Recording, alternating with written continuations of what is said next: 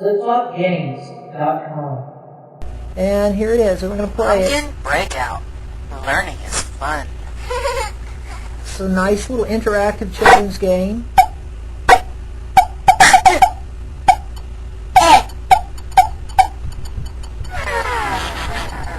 And it doesn't penalize you when you lose a ball. It automatically grows back. This is great for children who are handicapped because they can just let the ball go away or go off the board, and rather than lose the game, they just get to move their mouse to wherever they want the ball. So I'm just going to let the ball drop, but I'm going to put the mouse over here, and it's going to sit the ball exactly where I want it. And there it goes. And so this is a great thing, and it doesn't matter if you lose the ball, it put it right back there again. I want to get this block, so I'm going to get it. So there you go. So it's a great little game. A, apple. B, bumblebee. It has totally interactive learning play.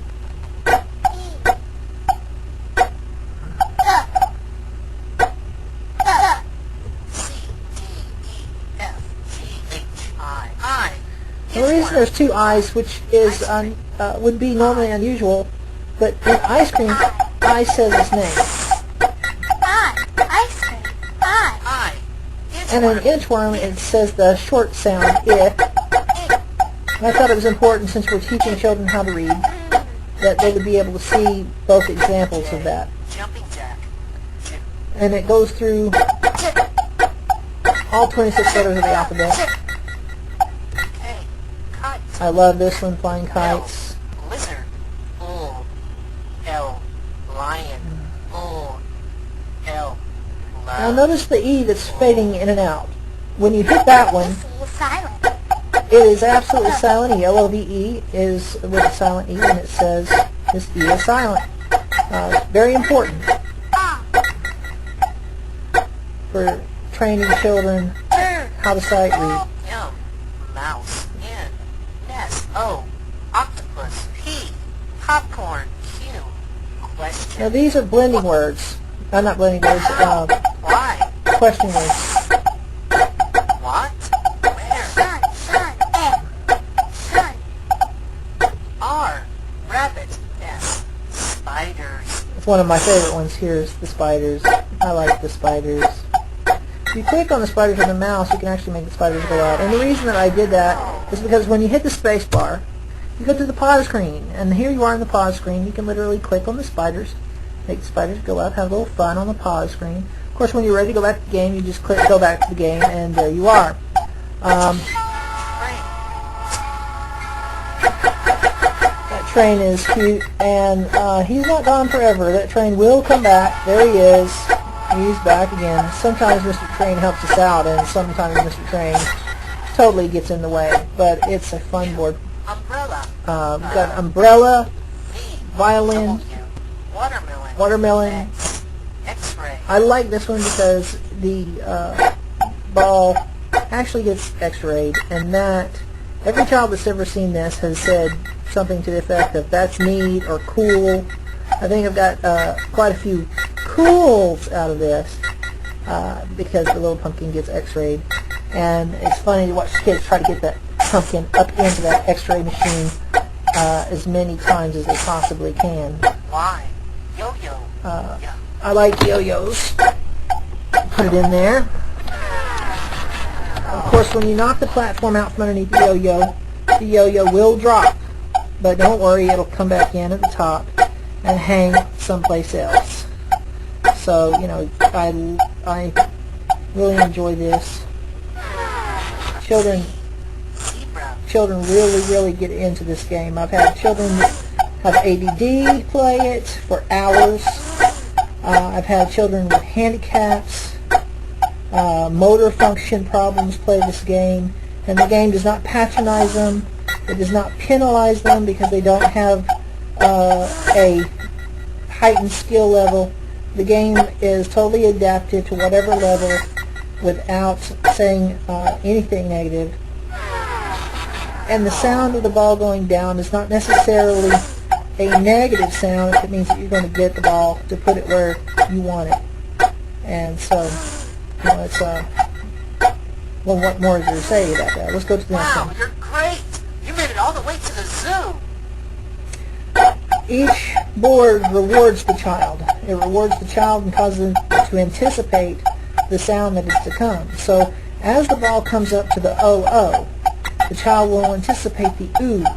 And the first time they play it, they won't anticipate it because they don't see it right off the bat. But as the ball gets up there, they will see it and they will begin to anticipate it. Also with the Z, and it will take several hits before that OO is gone. I'll go ahead and let this get up there and see if I can get it up there. Touch that OO. Oh, and of course, it's a classic breakout. If it hits on the right-hand side, it will go right. If it hits on the left-hand side, it will go left. And anybody who's ever played the classic breakout or Arkanoid style game knows what that's all about. It's not hard to learn. It's exciting.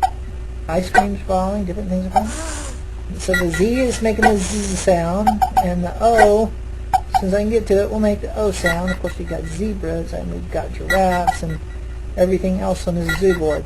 And we've already identified what is what by playing the other levels. Well, let's go ahead and jump past the OO. Well, let's see if I can hit it. There it goes. I'll hit it now. Don't you love it? I love it. Okay. Wow, it's snowing. Now it's raining. The blending words or blending sounds that goes through them. That goes through all the letters of the alphabet on that one.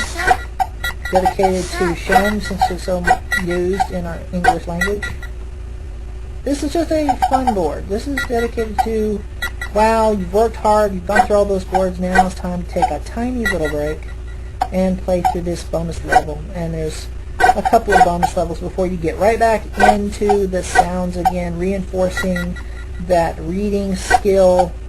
We're anticipating the sound of the letter, and you're enjoying the sound of the letter, and you just interact with it in a very, very simple way that's totally rewarding, reinforcing reading. And you know, some people say, well, it goes too fast. Well, yeah, because when you're reading, your brain has to register those letters and sounds quickly so that you can read. If you sit there and have to go b, k, d, you're not really going to read flowingly. So this allows a quick response in the child's brain so that they can begin to throw these blends together very quickly. Ab, g, w. This is another bonus level, just a reward for the children's hard work. Give their little brain a tiny chance to rest. And see, the point of this is to where the children play it and don't realize that they're learning. They actually have sat down. I've had children sit down for hours and demand to play this game. Just say, well, I don't want to play the draw game. I want to play the other one. And I say, what other one? The one with the pumpkin that bounces. And they'll just, you know, eat this particular one up. They just love it. And of course, I've had other people who were beta testing it, proving it, make sure I had everything right. You know, spell checking. You know, you don't want to make a game and then have anything misspelled. So, you know, when you're programming for hours and hours, you can get very tired and make some very simple mistakes, you know, a dyslexic mistake. The reason I developed this game was because of the horrible time I learned how to read. You know, I was extremely dyslexic. I was a very sick child. And I developed this game to help any child that had the same problem that I had growing up to be able to get past it without being tormented by people who didn't understand or being tormented by the fact that they have a disability. A child with learning disability, this thing will adapt to them and they will be able to learn it if they play this long enough. It doesn't really matter if they can talk, they can learn how to read. I believe that no child should be left behind, and you can talk a good game about not leaving children behind, or you can do something about it. And this is what I've decided to do, to make it simple and easy for the cost of a disc, and I really don't make hardly any money on this at all, just barely any above production costs. Really make the money on the books that go with it, but this is my work. This is the end. Thank you for playing. You are totally awesome. Totally encouraging the child all the way through to the very end, and even the very end is wrought with a little bit of play. And it goes to this. Now, when you exit flipflopgames.com,